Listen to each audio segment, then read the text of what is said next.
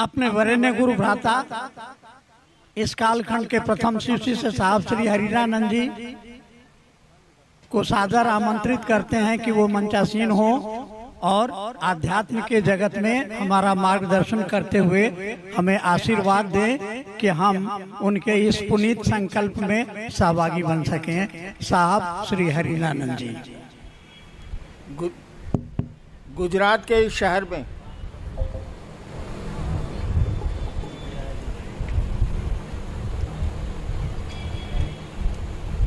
आपने आयोजन किया शिव गुरु महोत्सव का,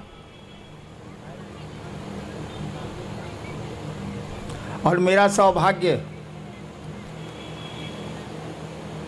कि मुझको यहाँ आने का अवसर मिला, सुअवसर मिला।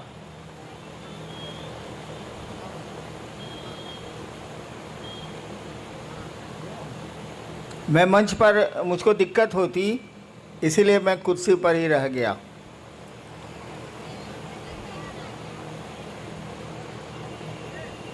अब शरीर बूढ़ा हुआ ना भाई, 72 में घुस गया मैं, 72। 1990 से शिव कार्य हमने शुरू किया था बिहार की राजधानी पटना शहर से। वहाँ मैं दंडाधिकारी था पटने का।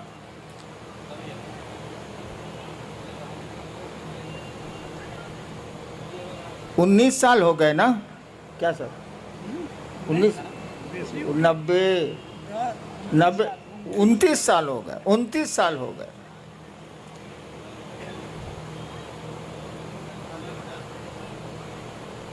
पहले तो इस बात को आप समझ लीजिए, शिव शिष्यता में आदमी गुरु नहीं है।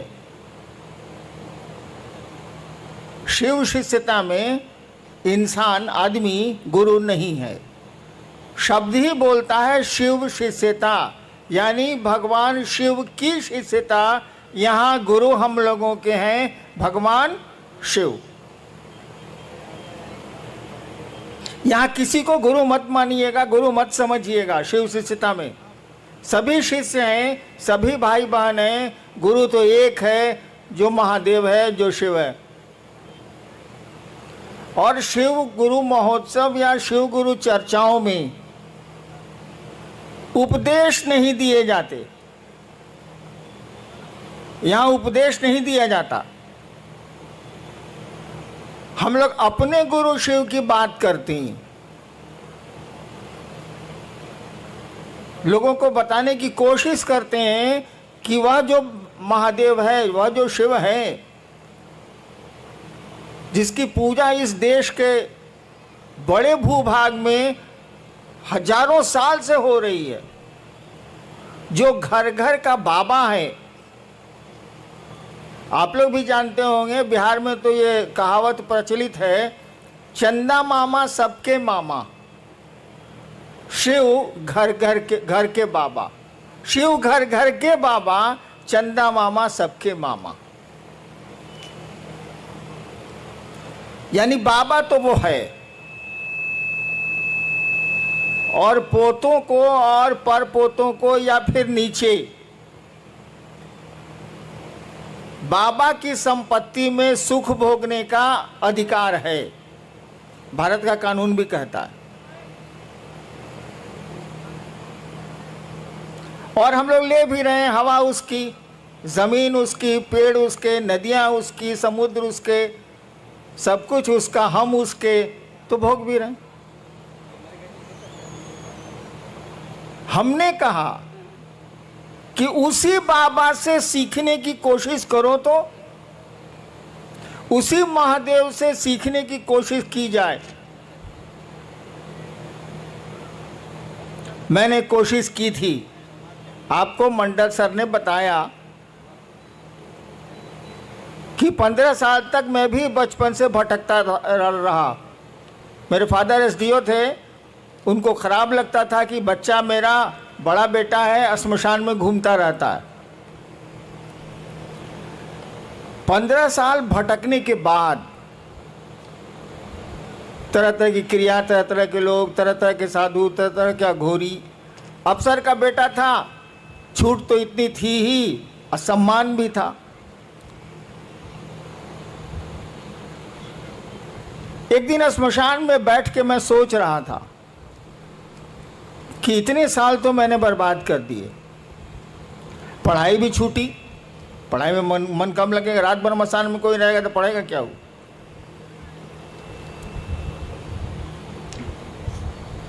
एक मेरे मन में ख्याल आया, देखिए शिव शिष्यता है क्या, मैं आपको बताना चाहता हूं, मैं अपनी कहानी नहीं सुनाना चाहता। शिव शिष्यता क्या है ये इसको देखिए। आरा के गांग, आरा एक जिला है, भोजपुर एक जिला है बिहार का, पटना से सटा हुआ। वहाँ एक श्मशान में मैं रात के करीब 12-1 बजे बैठ के सोच रहा था, नदी थी, बैठ के सोच रहा था। श्मशान तो अंधेरा होता ही है, कोई आदमी होता नहीं। मेरे दिमाग में एक बात आई कि गुरु भगवान होता है तो ये भगवान गुरु काहे नहीं है। बस एक बात आ रही है और कुछ नहीं हो रहा है, मेरे आसपास कोई कुछ नहीं है, नदी है सामने, श्मशान का सन्नाटा है, अंधेरा। मेरे दिमाग में एक बात आ रही है, सभी कहते हैं कि गुरु भगवान होता है तो ये भगवान गुरु काहे नहीं। और हमने सोचा कि अब हम भगवान को गुरु बनाएंगे। अकेले बैठ के हम सोच रहे हैं भगवान को गुरु बनाएंगे। 1974, शायद बहुत लोग उसमें उस समय पैदा भी नहीं होंगे आप लोग। मैं पटना यूनिवर्सिटी में कानून का विद्यार्थी था, लॉ का।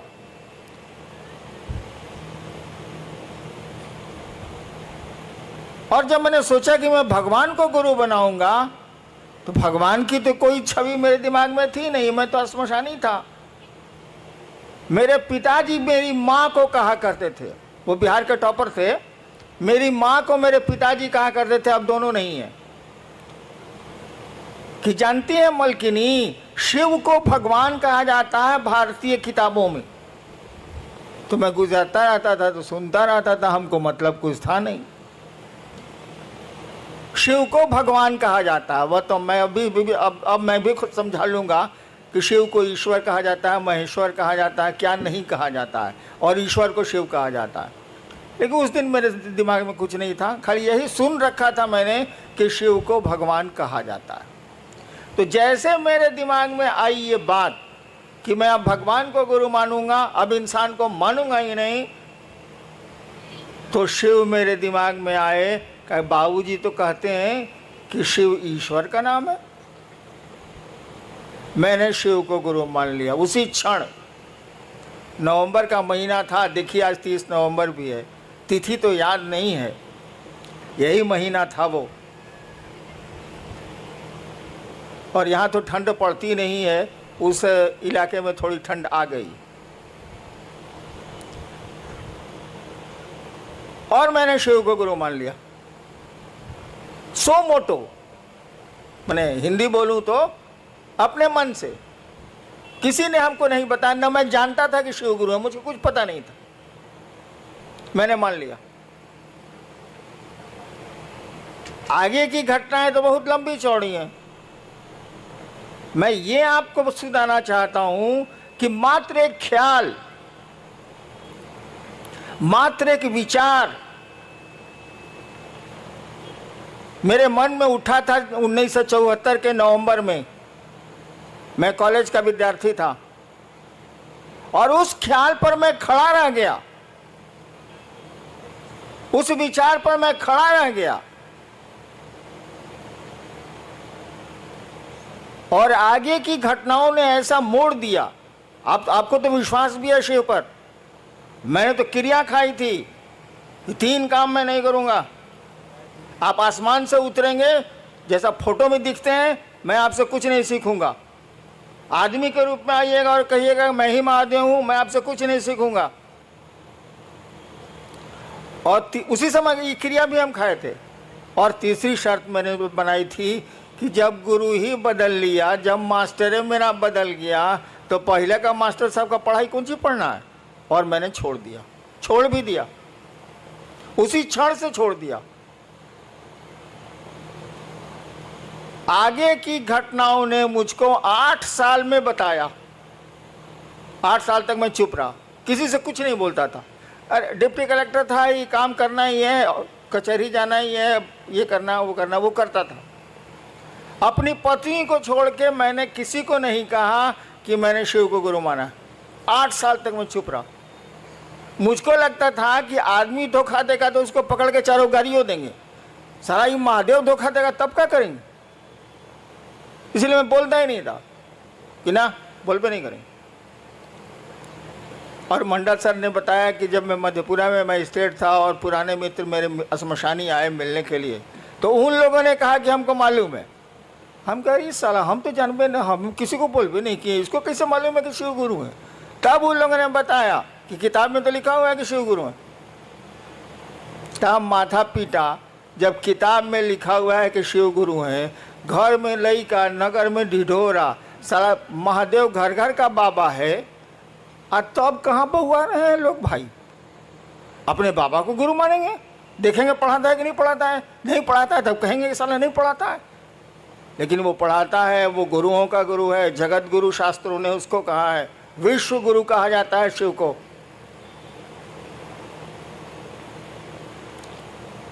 और परिणाम काम करते हैं, रिजल्ट काम करता है, विचारों में ताकत जो होती है ना वो काम करती है। मैं तीसरी बार शायद सूरत आया हूं, या दूसरी या तीसरी बार। कहाँ कहाँ जाऊंगा, कहाँ कहाँ जाता हूं। अब तो शरीर भी काम उतना नहीं करता, लेकिन शिव का काम हो रहा है कि नहीं। एक बहुत बड़े पत्रकार ने मुझसे पूछा कि पूरे देश में शिव गुरु का काम चल रहा है, मैं तो घूमता हूं, इसका रहस्य क्या है। हमने कहा इसका रहस्य कुछ नहीं है, मैं कहाँ जाता हूं, 32 साल तो सरकार में था। विचार फैलते हैं, विचार में ताकत होती है। और आज देखिए सूरत में इस कड़ी धूप में आप यहाँ उपस्थित हैं, इतने लोग उपस्थित।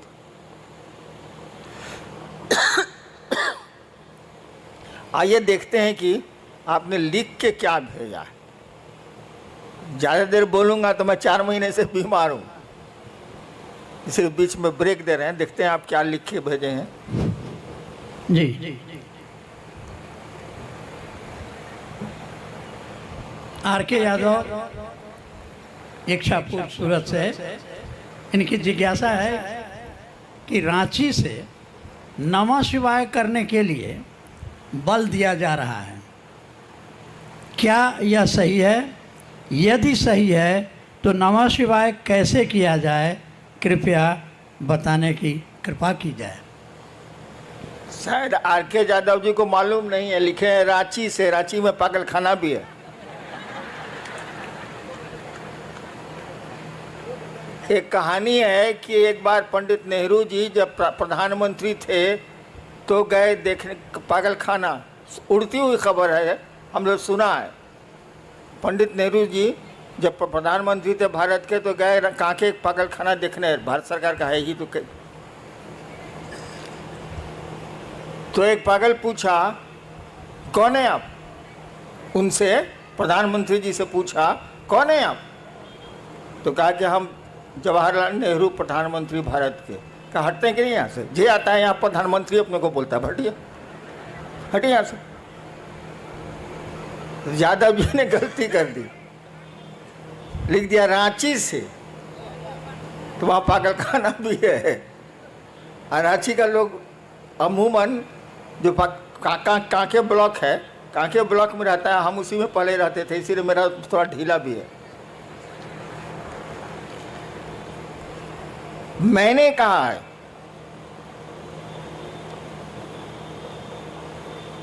कि आपको नमः शिवाय करना चाहिए। आज तक तो सिस्टम रहा है कि मंत्रों को गोपनीय रखा गया, लेकिन शिव शिष्यता में क्या गोपनीय रखा जाए, हमको बताइए आप। वो जगत का गुरु है, जगत के एक एक आदमी को ये अधिकार है कि उस शिव को बिना किसी के परमिशन के वो अपना गुरु बना सकता है, विश्व गुरु है वो। तो उसकी चीजें कैसे गोपनीय रह सकती हैं? जिसके 5 चेला हो वो ना गोपनीय रखेगा, जिसका संसार ही चेला बन सकता है वो क्या गोपनीयता? तो हमने कहा कि आप नमः शिवाय करें, इस पंचाक्षर को करें आप, इससे आपके लौकिक कष्ट भी कम होंगे और थोड़ा मन भी आपका शिवगामी होगा, शिव की ओर चलेगा। नमः शिवाय करने का तो 2 ही तरीका है। एक, आप किसी माला पे कर सकते हैं 108 बार। दूसरा, सांस प्रश्वास भी एक माला है। माला कई तरह की होती है, कमल गट्टे की भी होती है, रुद्राक्ष की भी होती है, किसी चीज़ की हो सकती है, तुलसी की भी होती है। सांसों की माला भी माला ही है। हमारी आपकी सांस चलती है ना, ये 24 घंटे में 27,600 बार चलती है, जैसा मुझको याद है। यानी सांसों की भी माला है। सांसों की माला पर मंत्रों का आवागमन, मंत्र आए और गए, आवागमन देखा जाता है। तो नमः शिवाय जो आपका शिव का पंचाक्षर मंत्र है, आपके गुरु का मंत्र है, उसको सांसों पर चढ़ाइए, नमः और शिवाय सांस से जाने दीजिए। ये आप जब याद पड़े 5 बार, 2 बार, 3 बार अपने गुरु को प्रणाम करिए नमः शिवाय से। खिचड़ी मत करिएगा। बहुत लोग करते हैं क्या कि सांस पर भी कर रहे हैं और माला पर गिनती भी कर रहे हैं। मैंने स्टेशन जाने के लिए एक टांग रिक्शा पर रखे, एक टांग बस पर रखे, साले चितरा नहीं जाएगा।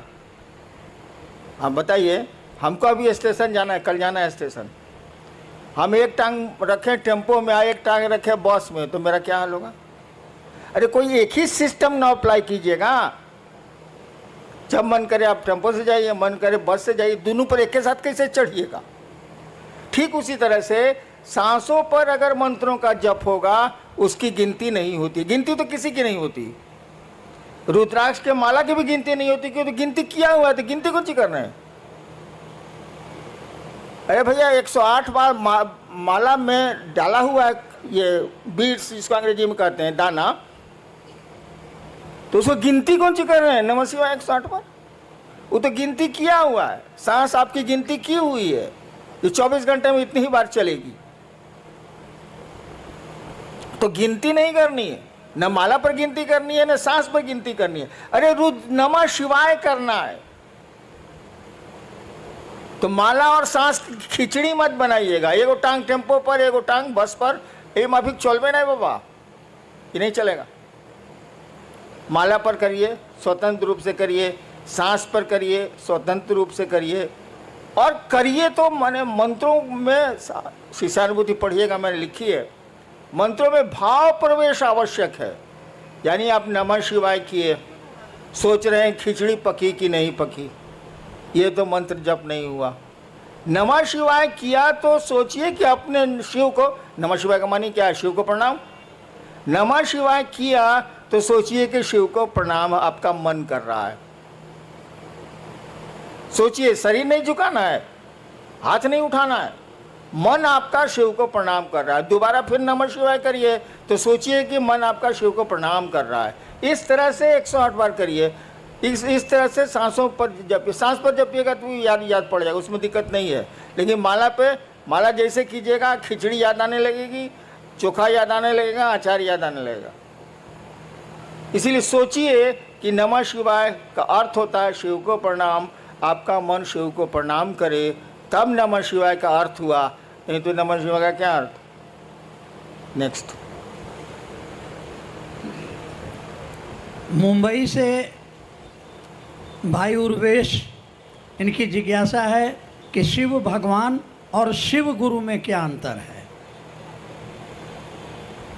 कोई अंतर नहीं है। भगवान शिव और शिव गुरु में क्या अंतर है?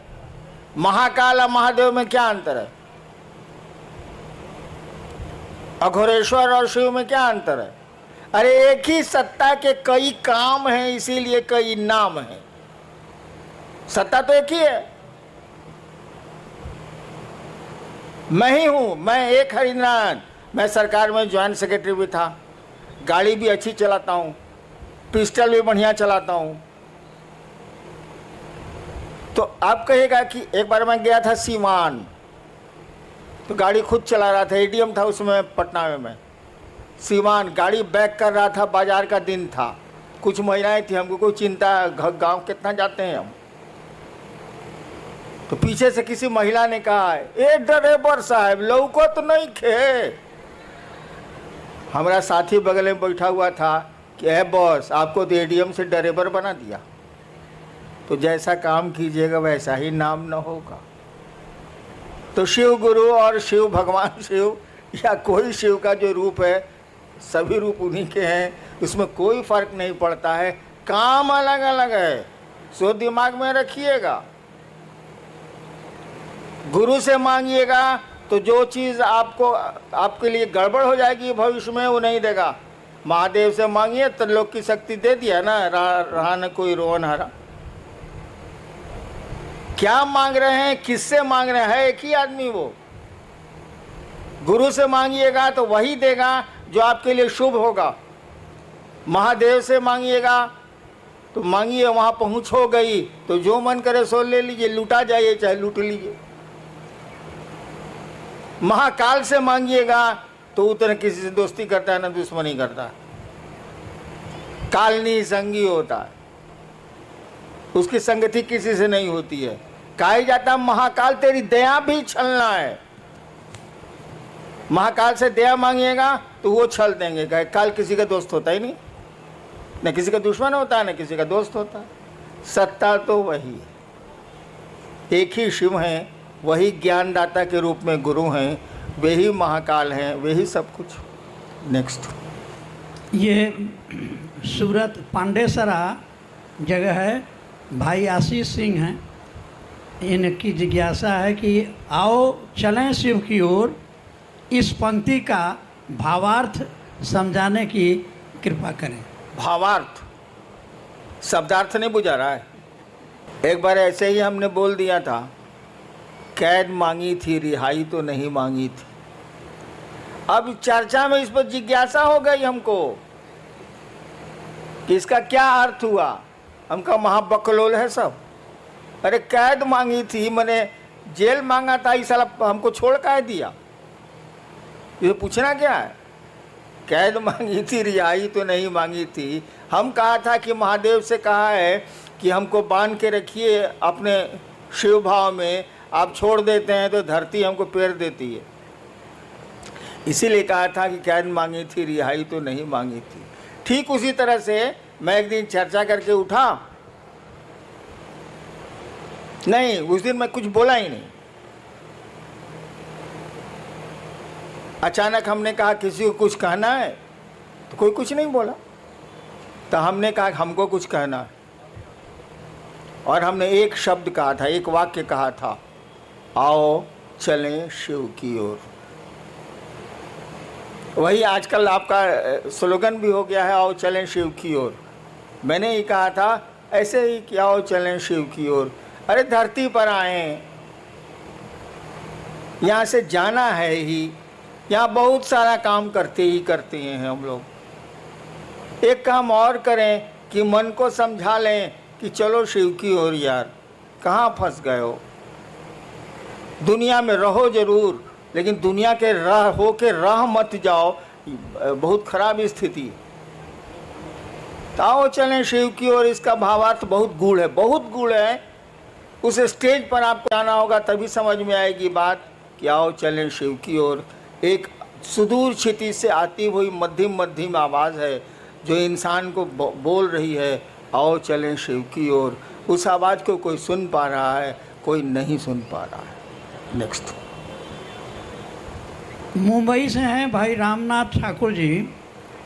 साहब श्री कहते हैं कि शिष्य भाव जागरण के लिए, हे शिव आप मेरे गुरु हैं, मैं आपका शिष्य हूँ, मुझ शिष्य पर दया कर दीजिए।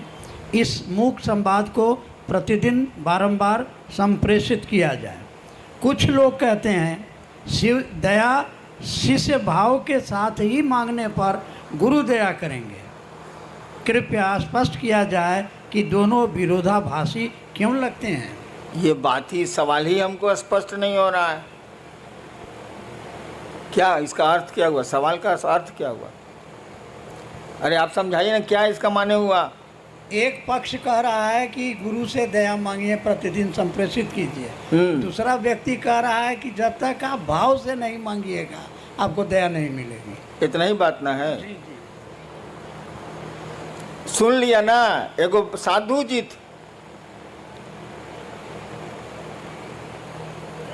तो उनको गांव वाला लोग बुलाया कि आइए, बड़ी दिन से आप गांव के बाहर रहते हैं पहले के ज़माने में, आज गांव में के आपके सम्मान में एगो प्रीति भोज देंगे, मैंने खाने पीने वाला प्रीति भोज। आप नहीं दे रहे हैं हमको, लेकिन उस साधु को दिया था। आया तो साधु आया तो कुछ तो सवाल जवाब होबे न करेगा। तो कुछ लोगों ने पूछा कि बाबा बताइए, भगवान है कि नहीं है? तो साधु बोला कि कौन लोग कहते हैं कि भगवान है, जरा हाथ उठाएं। तो हाथ उठा कुछ। कहा कौन लोग कहते हैं कि भगवान नहीं है? वो लोग हाथ उठाए, तो कुछ लोग हाथ उठाया। कहा कि आप लोग दोनों आपस में समझा लीजिए, हम जाते हैं। तो दो तरह का बात, तब दो तरह का बात है, दोनों आपस में समझा लीजिए, हमारी क्या जरूरत है भाई साहब? क्या सवाल है? वही है कि दया के साथ अरे बेवकूफ, वो सब आपको नहीं बोल रहे हैं हम भी वही हैं, प्रश्नकर्ता को बोल रहे हैं। अरे भाव क्या है भाई? पत्नी का भाव है आप में, पुत्र का भाव है आप में, पिता का भाव है आप में? है? मेरा का भाव है कि आपकी चप्पल कहाँ है, आपकी पॉकेट में पैसा कितना है, आपका घर कहाँ है, घर कौन सा है, सब पहचानते हैं आप। पैसवा नहीं बोल रहा है कि ये भैया ये भैया ये भैया हम 502 रुपया बनी। आप जानते हैं कि 502 रुपया मेरे पॉकेट में है, इसलिए कि आपका पैसा है वो। एक चीज होती है विचार, एक चीज होता है भाव। विचार दिमाग से उठते हैं, थिंकिंग है विचार, थॉट है। यह विचार कि हे शिव आप मेरे गुरु हैं, एक विचार है ये। लेकिन देखिए वाक्य में हे शिव आप मेरे गुरु हैं, ये मेरा आपका छिप रहा है। जहां मेरा सामने आया कि मेरे गुरु हैं, तब फिक्र हो जाएगी कि मेरी चप्पल कहाँ है, मेरा महादेव कहाँ है। और जब ये बात आपके दिमाग से दिल में उतरेगी तो भाव है। भाव कुछ नहीं है बाबू, जो बात दिल से उठती है वो भाव है, जो बात दिमाग से उठती है वो विचार है, और कुछ नहीं है। तो कहा गया कि विचार को बार बार अपने दिमाग में आने दोगे तो ये दिल में प्रवेश कर जाएगा। उदाहरण दें, हम लोग बहुत जगह अफसर रहे हैं, बाबूजी भी अफसर रहे हैं, तो बदली होती रहती थी, अफसर कॉलोनी थी। पत्नी ने एक दिन आपसे कहा कि जो पड़ोसी है ना अफसर, वो बढ़िया आदमी है, सो आज केला भेजा था बच्चों के लिए। ठीक, ये विचार है, सूचना आपको मिली है। फिर दूसरे दिन पत्नी ने कहा कि उसकी बीवी कद्दू भेजी है सब्जी के लिए। खाली आपके दिमाग में न्यूज आ रहा है, विचार आ रहा है। धीरे धीरे आपको लगेगा कि पड़ोसी बढ़िया आदमी। एक दिन आपकी पत्नी ने कहा कि देखिए ना उसको बुखार लग गया है उनके बचवा को, तो आप कहेगा चलो ना दिखाते हैं। देखिए अब दिमाग से बात दिल में आने लगी, उसके बच्चे को देखने आप जाने लगे। इसका उल्टा देखिए, आपका बच्चा फूल तोड़ने पड़ोसी के यहाँ गया, डांट दिया पड़ोसी ने, आके आपको बोला कि मम्मी मम्मी मम्मी हमको डांट दिया, फूल तोड़ने गए थे। ठीक, एक सूचना आपको मिली, एक विचार आपके दिमाग में घुसा। फिर दूसरे दिन ऐसा ही कुछ हुआ, फिर तीसरे दिन ऐसा ही कुछ हुआ। 5 दिन के बाद आपको मालूम हुआ कि वो स्कूटर से जा रहा था, उलट गई स्कूटर, टांग टूट गया। आपको कहा ठीक हुआ साले को, ठीक हुआ साले। देखिए अब दिमाग से, अखबार का न्यूज़ नहीं है ये, अखबार में रोज एक्सीडेंट होता रहता है, आप कहाँ कुछ सोचते हैं। यानी आपके दिल में बात आ गई, अब ये दुश्मनी का भाव पैदा हो रहा है। वहाँ दोस्ती का भाव पैदा हो रहा था, यहाँ दुश्मनी का भाव पैदा हो रहा है। तो भाव कुछ नहीं है, जो बात दिल से उठती है वो भाव है। शिव मेरे गुरु हैं, ये बात अगर दिल से उठती है तो ये भाव है, अगर दिमाग से उठती है तो ये विचार है। जब तक भाव में नहीं जाएगी ये बात, कहा ही जाता है कि आध्यात्म की किसी भी गाड़ी का पेट्रोल भाव होता। शास्त्र हमारे कहते ही हैं, भावेन लभते देवता भावेन देव दर्शनम। शास्त्र कहते हैं भारत के कि भाव से देवता मिलते हैं, भाव से देवताओं का दर्शन होता है। तो आध्यात्म की कोई गाड़ी का पेट्रोल भाव ही है, विचार नहीं। शिव मेरे गुरु हैं, ये विचार रिजल्ट नहीं देगा, लेकिन जब मन में बैठ जाएगी बात कि शिव मेरे गुरु हैं, मेरा गुरु है, वो रिजल्ट आने लगेगा। नेक्स्ट जिज्ञासा नहीं है, एक निवेदन है। मध्य प्रदेश से रीवा से भाई अशोक आप लिख रहे हैं कि आज 3 साल से रीवा वो सिद्धि जिला में महादेव का काम हम लोग कर रहे हैं। एक तरफ से शिव को गुरु मान रहे हैं और एक तरफ से लोग छोड़ रहे हैं। हम लोग आशीर्वाद लेने आए हैं कि रीवा व सिद्धि में महादेव का काम बढ़े। साहब आशीर्वाद। एक तरफ से लोग मान रहे हैं, एक तरफ से छोड़ रहे हैं। मैं महादेव का काम 40 साल से कर रहा हूँ, मैं महादेव करा रहा है, हम कल करेंगे। कितने आए कितने गए। अंग्रेजी में एक कविता है, men may come and may go, men may go। लोग आते हैं जाते हैं, but I go on for ever. मैं जाता हूं तो हमेशा के लिए जाता हूं। तो किसकी चिंता करोगे, कौन आया कौन गया। महादेव की दया जिस पर हुई वो रहेगा। हैं लोग कि नहीं मेरे साथ। मैं इनका विद्यार्थी था कॉलेज का 67 में। यही मंडल जी पढ़ रहे हैं जिज्ञासा। इनको मैं ज़बरदस्ती, उस समय शिव गुरु नहीं थे मेरे, ज़बरदस्ती एक दिन श्मशान ले जाता था और दूसरे दिन कब्रिस्तान ले जाता था। 1 साल कंटिन्यूअस। जबकि मेरे प्रोफेसर लेक्चरर थे, मैं विद्यार्थी था इनका फर्स्ट ईयर का। इनको मैं ही पकड़ के ले जाता, चलिए मसान। तो जिसको टिकना है वो टिकते ही हैं, जिसको नहीं टिकना है उसको कितना टिकाओगे। हाँ, महादेव से दया जरूर मांगो कि सभी टिकें, सभी रह जाएं, कोई छूटे नहीं, कोई टूटे नहीं। कोशिश तो हम लोग यही होनी चाहिए। करो, आगे बढ़ो। भाई मनोज सिंह है सूरत से। क्या शिव को गुरु बनाने के उपरांत भी पारंपरिक गुरु दीक्षा लेना आवश्यक है? किसी भी अनुष्ठान या मुहूर्त में लोगों द्वारा पारंपरिक दीक्षा द्वारा शरीरधारी गुरु द्वारा गुरुमुख होने का दबाव बनाया जाता है। भाई मेरे भी बिया में बनाया था। आप ये नहीं कह रहे हैं कोई सब अनुष्ठान करने के पहले पंडित मैंने कहा जाता है कि आपके गुरु कौन है। मेरी शादी स्टेट में है, चली गई पत्नी मेरी शादी में भी यही हुआ था। स्टेट का पंडित था, पंडित जी थे बेचारे, मर गए, कहा हम था बोले आपके गुरु बउआ जी कौन है। तो हमारी तो बोली तो भाई सिवान वाली थोड़ी खराब है। हमने कहा कोई साला मेरा गुरु नहीं है। तो लोग बका गया कि लड़का है ब्याह के मंडप पर बैठा हुआ, कहता है कोई साला मेरा गुरु नहीं है। तब मेरी पत्नी से पूछा, उसमें पत्नी हुई नहीं थी, वो होने वाली थी 2 घंटे के बाद। पत्नी से पूछा कि आपके गुरु कौन है, बोले कोई नहीं।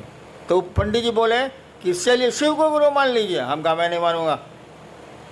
पत्नी ने कहा हम मान लेंगे। इसीलिए बाद में कहती थी कि आपसे हम सीनियर हैं।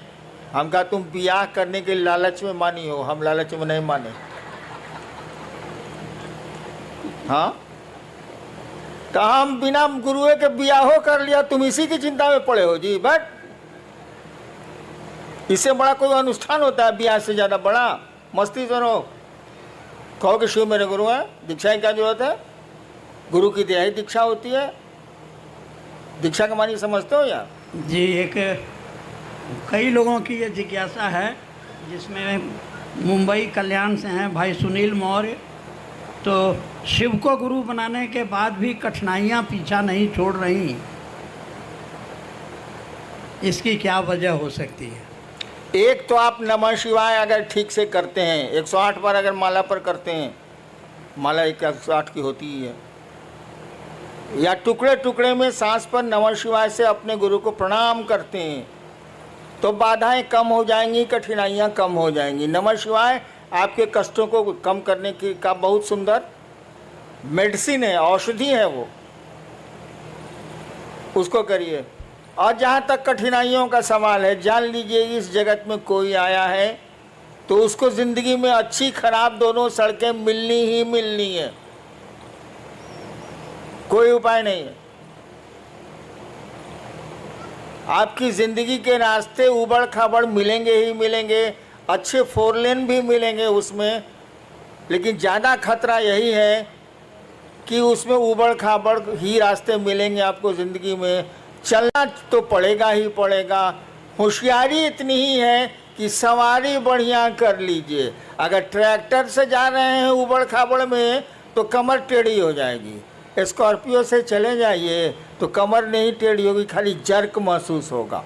तो ज़िंदगी के रास्ते तो उबड़ खाबड़ मिलेंगे, सवारी ठीक कीजिए, शिव की सवारी लीजिए। जर्क तो उसके बाद भी महसूस होगा, लेकिन कमर टेढ़ी नहीं होगी। रास्ते नहीं बदले जा सकते, सवारियां बदली जा सकती हैं। शिव की सवारी ले लो, शिव यान ले लो, यान माने सवारी, शिव यान ले लो, वायुयान, शिव यान ले लो, निकलते चलो निकलते चलो। थोड़ा बहुत तो जर्क लगता ही लगता है, अच्छी सड़क मिलेगी तो नहीं लगेगी। जीवन में कठिनाइयाँ आएंगी ही आएंगी। धरती पर जो भी आया है आज तक परेशानियों में रहा है वो, और उसमें उसने काम किए हैं। पहाड़ों पर वो चढ़ते हैं जिनको चढ़ना होता है, नहीं तो सीढ़ियां भी पहाड़ होती। इंसान के लिए सीढ़ियां भी पहाड़ होती हैं। और कोई है जो एवरेस्ट पर भी चढ़ता है और जिसका नाम होता है शेरपा तेंजिंग, दुनिया जानती है उसको। और कुछ लोग मिलेंगे कि आपके घर नहीं आ सकेंगे, एक पहला मंजिल पर आपका रहने का है, बड़ी दिक्कत है। कुछ लोग सीढ़ियों को पहाड़ बनाते हैं, कुछ लोग पहाड़ को सीढ़ियाँ बनाते हैं। इसीलिए इन चीज़ों से नहीं घबराना है। परेशानियाँ हो आगे बढ़ो, शिव की ओर बढ़ो, तभी मज़ा है, तभी किसी रिजल्ट का मज़ा है, नहीं तो कुछ मज़ा वजह नहीं। चलना चाहिए क्या? आयोजक गण क्या मुझको अनुमति देंगे? चलिए भाई, सूरत का ये शिव गुरु महोत्सव, बैठिए आप लोग। एक मेरी दिल की इच्छा बताता हूं आपको, शायद पूरी हो पाए या नहीं, आप कर पाए कि नहीं। सूरत में मैं शिव की सूरत देखना चाहता हूं, उस महादेव की।